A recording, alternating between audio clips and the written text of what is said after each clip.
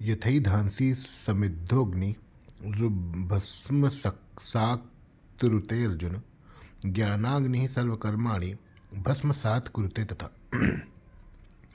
हे अर्जुन, जैसे प्रज्वलित अग्नि ईंधनों को सर्वथा भस्म कर देती है, ऐसे ही ज्ञान रूपी अग्नि संपूर्ण कर्मों को सर्वथा भस्म कर देती है।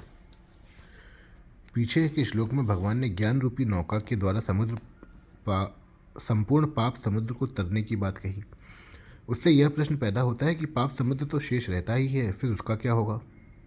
अतः भगवान पुनः दूसरा दृष्टांत देते हुए कहते हैं कि जैसे प्रज्वलित अग्निकाष्ठ आदि संपूर्ण ईंधनों को इस प्रकार भस्म कर देती है कि उनका किंचन मात्र भी अंश शेष नहीं रहता, ऐसे ही ज्ञान रूप अग्नि संपूर्ण पापों को इस प्रकार भस्म कर देती है कि उनका किंचन मात्र भी अंश शेष नहीं रहता। ज्ञानाग्नि सर्वकर्माणि भस्मसात् कुरुते तथा। जैसे अग्निकाष्ठ को भस्म कर देती है, ऐसे ही तत्व ज्ञान रूपी अग्नि संचित प्रारब्ध और क्रियमाण तीनों कर्मों को भस्म कर देती है। जैसे अग्नि में काष्ठ का अत्यंत अभाव हो जाता है, ऐसे ही तत्व ज्ञान में संपूर्ण कर्मों का अत्यंत अभाव हो जाता है। तात्पर्य यह है कि ज्ञान होने पर कर्मों से अथवा संसार से सर्वथा संबंध विच्छेद हो जाता है। संबंध विच्छेद होने पर संसार की स्वतंत्र सत्ता का अनुभव नहीं होता, प्रत्युत एक परमात्म तत्व ही शेष रहता है। वास्तव में मात्र क्रियाएं प्रकृति के द्वारा ही होती हैं। उन क्रियाओं से अपना संबंध मान लेने से कर्म होते हैं। नाड़ियों में रक्त प्रवाह होना, शरीर का बालक से जवान होना, श्वासों का आना जाना, भोजन का पचना आदि क्रियाएं जिस समष्टि प्रकृति से होती हैं, उसी प्रकृति से खाना पीना, चलना बैठना, देखना बोलना आदि क्रियाएं भी होती हैं। परंतु मनुष्य अज्ञानवश उन क्रियाओं से अपना संबंध मान लेता है, अर्थात अपने को उन क्रियाओं का कर्ता मान लेता है। इससे वे क्रियाएं कर्म बनकर मनुष्य को बांध देती हैं। इस प्रकार माने हुए संबंध से ही कर्म होते हैं, अन्यथा क्रियाएं होती हैं। तत्वज्ञान होने पर अनेक जन्मों के संचित कर्म सर्वथा नष्ट हो जाते हैं, कारण कि सभी संचित कर्म अज्ञान के आश्रित रहते हैं। अतः ज्ञान होते ही आश्रय आधार रूप अज्ञान न रहने से वे नष्ट हो जाते हैं। तत्वज्ञान होने पर कर्तृत्वाभिमान नहीं रहता, अतः सभी क्रियमाण कर्म अकर्म हो जाते हैं, अर्थात फलजनक नहीं होते। प्रारब्ध कर्म का घटना अंश तो जब तक शरीर रहता है तब तक रहता है, परंतु ज्ञानी पर उसका कोई असर नहीं पड़ता, कारण कि तत्वज्ञान होने पर भोक्तृत्व नहीं रहता, अतः अनुकूल प्रतिकूल परिस्थिति सामने आने पर वह सुखी दुखी नहीं होता। इस प्रकार तत्वज्ञान होने पर संचित प्रारब्ध और क्रियमाण तीनों कर्मों से किंचन मात्र भी संबंध नहीं रहता। कर्मों से अपना संबंध न रहने से कर्म नहीं रहते, भस्म रह जाती है, अर्थात सभी कर्म अकर्म हो जाते हैं। नहीं ज्ञानेन सदृशम पवित्रमिह विद्यते तत्स्वयं योग संसिद्ध काले नात्मनि विन्दति। इस मनुष्य लोक में ज्ञान के समान पवित्र करने वाला निस्संदेह दूसरा कोई साधन नहीं है, जिसका योग भली भांति सिद्ध हो गया है। वह कर्मयोगी उस तत्व ज्ञान को अवश्य ही स्वयं अपने आप में पा लेता है। व्याख्या। नहीं ज्ञानेन सदृशम पवित्रमिह विद्यते। यहाँ यही पद मनुष्य लोक का वाचक है, क्योंकि सबकी सब पवित्रता इस मनुष्य लोक में ही प्राप्त की जाती है। पवित्रता प्राप्त करने का अधिकार और अवसर मनुष्य शरीर में ही है, ऐसा अधिकार किसी अन्य शरीर में नहीं है। अलग अलग लोकों के अधिकार भी मनुष्य लोक से ही मिलते हैं। संसार की स्वतंत्र सत्ता को मानने से तथा उससे सुख लेने की इच्छा से ही संपूर्ण दोष और पाप उत्पन्न होते हैं। तत्वज्ञान होने पर जब संसार की स्वतंत्र सत्ता ही नहीं रहती, तब संपूर्ण पापों का सर्वथा नाश हो जाता है और महान पवित्रता आ जाती है। इसलिए संसार में ज्ञान के समान पवित्र करने वाला दूसरा कोई साधन है ही नहीं। संसार में यज्ञ, दान, तप, पूजा, व्रत, उपवास, जप, ध्यान, प्राणायाम आदि जितने साधन हैं तथा गंगा, यमुना, गोदावरी आदि जितने तीर्थ हैं, वे सभी मनुष्य के पापों का नाश करके उसे पवित्र करने वाले हैं। परंतु उन सब में भी तत्व ज्ञान के समान पवित्र करने वाला कोई भी साधन, तीर्थ आदि नहीं है, क्योंकि वे सब तत्व ज्ञान के साधन हैं और तत्व ज्ञान उन सबका साध्य है। परमात्मा पवित्रों के भी पवित्र हैं, पवित्राणाम पवित्रम। उन्हीं परम पवित्र परमात्मा का अनुभव कराने वाला होने से तत्व ज्ञान भी अत्यंत पवित्र है। योग संसिद्ध, जिसका कर्म योग सिद्ध हो गया है, अर्थात कर्म योग का अनुष्ठान सांगोपांग पूर्ण हो गया है, उस महापुरुष को यहाँ योग संसिद्ध कहा गया है। छठे अध्याय के चौथे श्लोक में उसी को योगारूढ़ कहा गया है। योगारूढ़ होना कर्म योग की अंतिम अवस्था है। योगारूढ़ होते ही तत्वबोध हो जाता है और तत्वबोध हो जाने पर संसार से सर्वथा संबंध विच्छेद हो जाता है। कर्म योग की मुख्य बात है अपना कुछ भी न मानकर संपूर्ण कर्म संसार के हित के लिए करना, अपने लिए कुछ भी ना करना। ऐसा करने पर सामग्री और क्रिया शक्ति दोनों का प्रभाव संसार की सेवा में हो जाता है। संसार की सेवा का प्रवाह होने पर मैं सेवक हूँ ऐसा भाव भी नहीं रहता, अर्थात सेवक नहीं रहता, केवल सेवा रह जाती है। इस प्रकार जब सेवक सेवा बनकर सेव्य में लीन हो जाता है तब प्रकृति के कार्य शरीर तथा संसार से सर्वथा वियोग हो जाता है। वियोग होने पर संसार की स्वतंत्र सत्ता नहीं रह जाती, केवल क्रिया रह जाती है। इसी को योग की संसिद्धि अर्थात सम्यक सिद्धि कहते हैं। कर्म और फल की आसक्ति से ही योग का अनुभव नहीं होता। वास्तव में कर्मों और पदार्थों से संबंध विच्छेद स्वतः सिद्ध है। कारण कि कर्म और पदार्थ तो अनित्य हैं और अपना स्वरूप नित्य है। अनित्य कर्मों से नित्य स्वरूप को क्या मिल सकता है? इसलिए स्वरूप को कर्मों के द्वारा कुछ नहीं पाना है। यह कर्म विज्ञान है।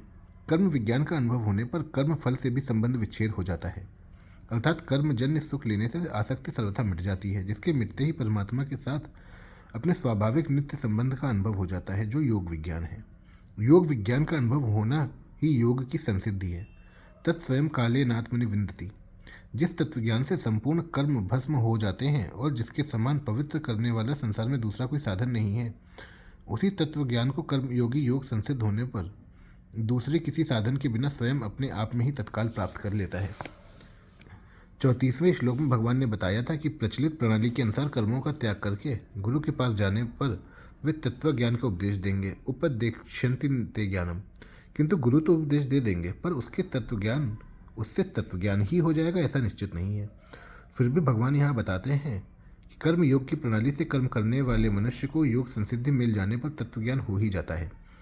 उपर्युक्त पदों में आया कालीन पद विशेष ध्यान देने योग्य है। भगवान ने व्याकरण की दृष्टि से कालीन पद तृतीया में प्रयुक्त करके यह बताया है कि कर्म योग से अवश्य ही तत्वज्ञान अथवा परमात्म तत्व का अनुभव हो जाता है।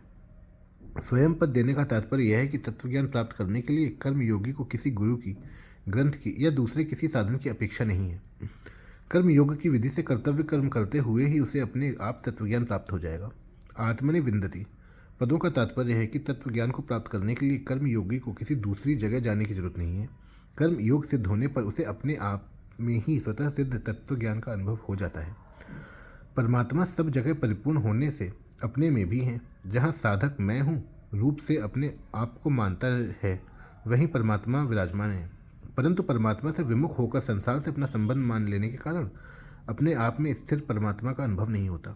कर्म योग का ठीक ठीक अनुष्ठान करने से जब संसार से सर्वथा संबंध विच्छेद हो जाता है, अर्थात संसार से तादात्म्य में ममता और कामना मिट जाती है, तब उसे अपने आप में ही तत्व का सुखपूर्वक अनुभव हो जाता है।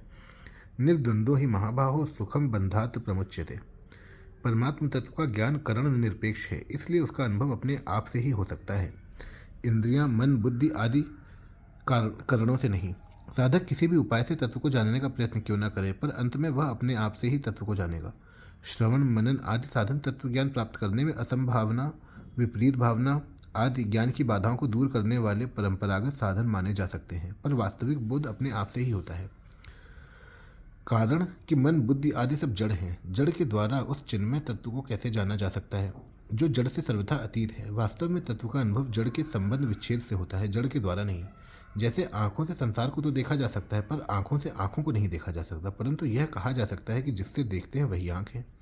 इस प्रकार जो सबको जानने वाला है उसे किसके द्वारा जाना जा सकता है? विज्ञातार मरे केन विजानीयात। परंतु जिससे संपूर्ण वस्तुओं का ज्ञान होता है वही परमात्म तत्व है।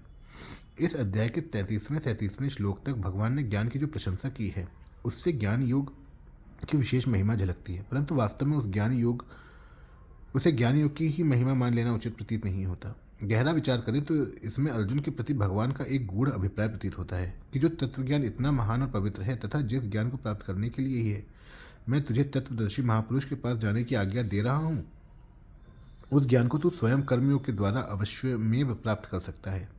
तत्स्वयं योग संसिद्ध काले नात्मनि विन्दति। इस प्रकार ज्ञान योग की प्रशंसा के ये श्लोक वास्तव में प्रकारांतर से कर्म योग की ही विशेषता महिमा बताने के लिए हैं। भगवान का अभिप्राय यह नहीं था कि अर्जुन ज्ञानियों के पास जाकर ज्ञान प्राप्त करे। भगवान का अभिप्राय यह था